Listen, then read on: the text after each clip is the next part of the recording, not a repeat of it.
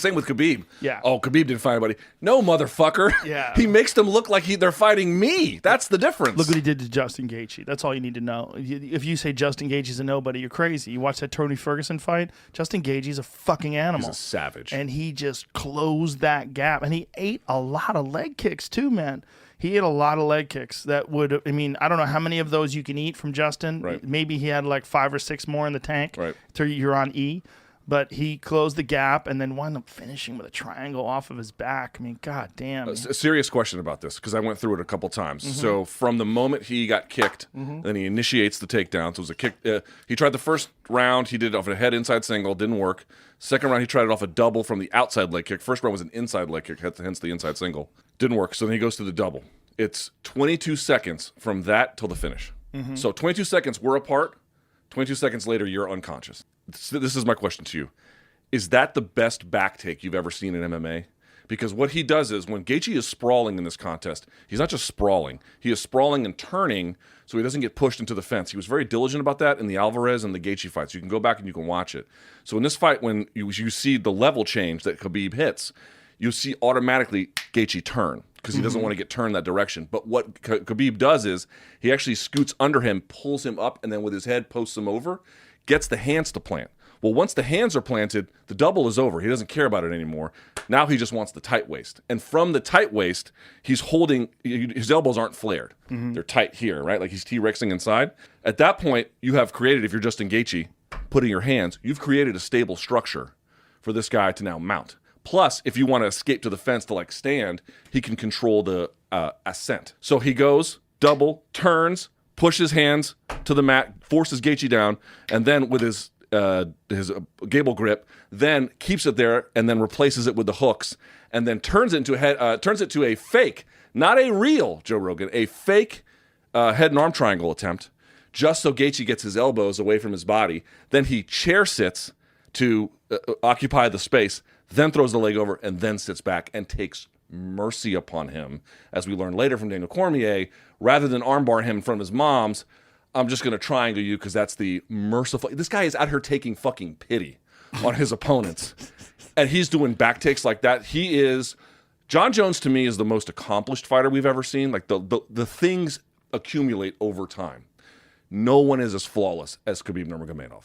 Not even close. I think that is the argument, right? Like, who is the GOAT? I think if you look at Jon Jones's early career, right?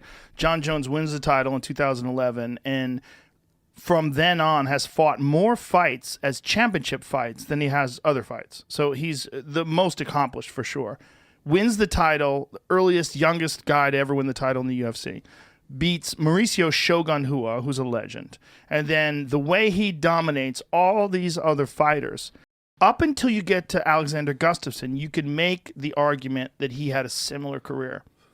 You could make the argument, like if you look at what he did, Jon didn't lose any rounds. Jon was smashing people. You look what he did to Rashad Evans. You look what he did to Rampage Jackson. You look what he did to Lyoto Machida. You look what he did to everybody.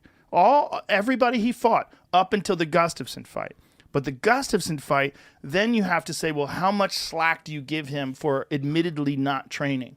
Because it was a really close fight. He pulls it out in the championship round, even though he's out of shape, even though you talk to Greg Jackson, he didn't train for that fight. Didn't fucking train. Like, barely worked out, but definitely didn't go through a training camp.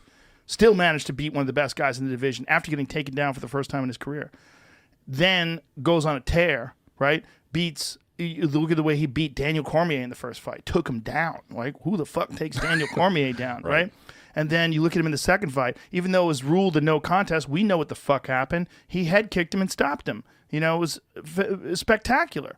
You look at what Jon has done, then you have to take into account the things that didn't go that well. And we haven't seen those from Khabib yet. You have to take into account the fight like Thiago Santos, right? That fucker goes to a split decision. You're like, whoa, Dominic Reyes. Dominic Reyes thought he won the fight. Right. You know, real close. Too. Real close fight.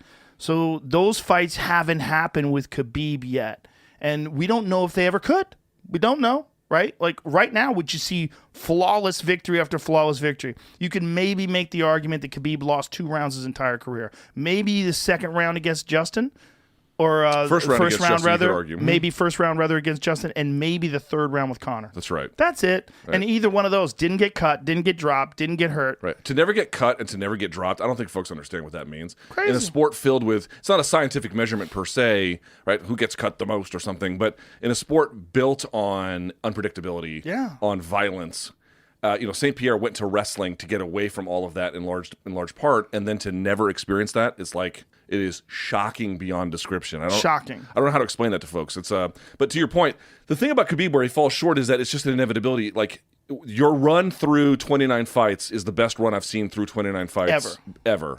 But and John's not my best friend or anything, but that is the best total resume I've ever seen. John is the best resume. It's not. I mean, I know he was getting all salty on Twitter, being like, "These fucking Khabib fans." It's like, dude, he shouldn't do that. Oh, well, he shouldn't do it. But here's my point to John. It's like, dude, put the keyboard down for just a second. Here's what's going to happen. You're going to go to heavyweight, and you're going to probably win. I mean, I don't know if that's a guarantee, but let's assume that you do. All of the conversation, everything that happens right now is just recency bias. And Khabib retired, and his father died, and it was this incredibly sad and inspiring moment. Let the fucking guy have his moment, because when you have your moment, all of the worm is going to turn. Yeah, and then everyone's going to be like, John's the fucking greatest. He's going to get his, just not today at this moment. Recency bias, that's real. Recent bias that's a real thing. Like, we just watched Khabib, and then the fact that Khabib did supposedly retire. The Jon Jones situation is also it's a contrast in personalities, right? Khabib, who's this really religious, very moral, ethical person who doesn't drink, he doesn't party, doesn't do anything, he just trains. He's always in phenomenal shape. He takes every fight incredibly serious. He's never been out of shape. He's never been fat. He's missed weight a couple of times earlier in his career, but he got that dialed in. He's just so dedicated.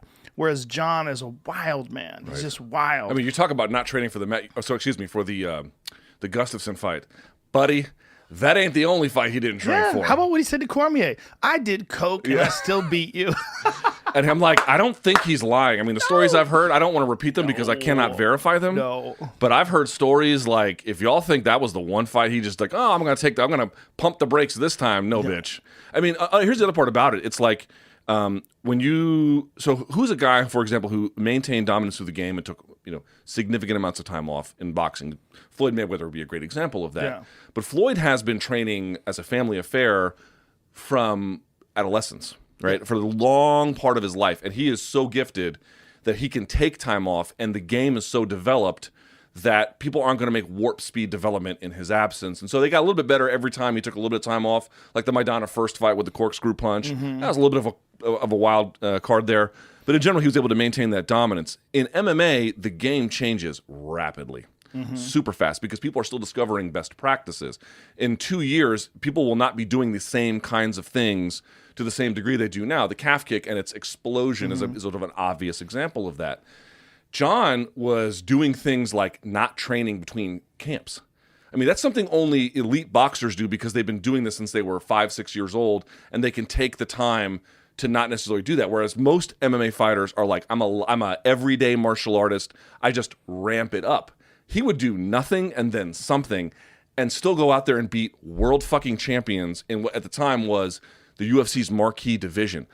That is out of this fucking world bonkers. I'm going to beat you as like a part-time guy? Yeah. What? Yeah. You just couldn't wrap your head around it. I wonder if maybe there's some benefit to it, because it's not like he got totally out of shape, but I wonder if there's some benefit to that, and that he's not getting beat up.